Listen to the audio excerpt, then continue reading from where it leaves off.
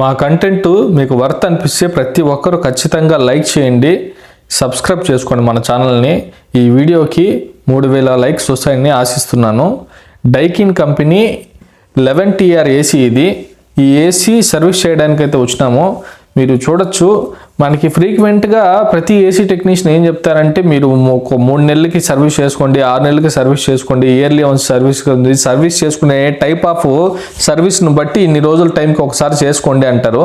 అది ప్రొఫెషనల్ ఎలా చెప్తారంటే, మీరు ఉండే ఇల్లు లేదా ఆఫీసు, అక్కడ ఎన్విరాన్మెంట్, అక్కడ డస్ట్ ఎలా ఉంటుంది, మీ ఏసీ ఎన్ని రోజులకి ఎలా రియాక్ట్ అవుతుంది కాబట్టి అలా చెప్తారు.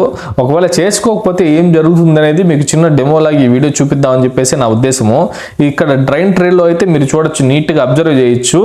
మీకు చాలా రకం ఒక టిపికల్ టైప్ ఆఫ్ డస్ట్ ఉంటుంది. ఆ డస్ట్ అనేది మీకు ఎలా ఉంటుందంటే, మీకు అలోవెరా లోపల మనం కట్ చేస్తే వచ్చే గుజ్జు వస్తుంది చూడండి, మనకి జిగడగా పాచి లాంటి గుజ్జు, ఆ టైప్ ఆఫ్ గుజ్జు. ఈ మోడల్లో ఈ 11TRలో ఏంటి అంటే, మీకు వాటర్ని పంప్ చేసేదానికి వాటర్ పంప్ అయితే ఉండదు.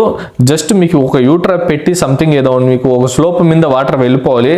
కాబట్టి ఏసీస్, మన క్యాసెట్ ఏసీస్ కానీ, డక్టబుల్ ఏసీస్ కానీ, 11TR, 5TR, 6TR లాంటివి ఉంటాయి కదా, ఇవన్నీ హ్యాంగింగ్ చేసేటప్పుడు మనకి అన్ని 4 పక్కన ఉండే బోల్ట్లు ఒకే లెవెల్లో పెడతారు. ఏదన్నా ఒక సైడ్ ఏదన్నా చూసుకొని వాటర్ లైన్ చేసేటప్పుడు కొద్దిగా స్లోప్ పెట్టేయాలి. మనకి వాటర్ పంప్ ఉంటే ఇలాంటి డస్ట్ ఏదన్నా కానీ ఆటోమేటిక్గా మీకు వెళ్ళిపోతుంది. వాటర్ పంప్ లేకపోతే మాత్రం అంత ఈజీగా పోదు. ఇది వాటర్ లీకేజ్ కంప్లైంట్ కూడా వచ్చింది. దాని తర్వాత కూడా క్లీన్ చేసిన తర్వాత కూడా మళ్ళీ మేము 4 పక్కల ఉండే బోల్ట్స్ అవన్నీ అడ్జస్ట్మెంట్ చేసి ఇండోర్ని ఒక లెవెల్కి పెట్టి, దాని తర్వాత ఆ పైప్ కట్ చేసి పైప్లో ఉండే డస్ట్ అంతా క్లియర్ చేసి మళ్ళీ లెవెల్ అయితే పెట్టిస్తాము నీట్గా.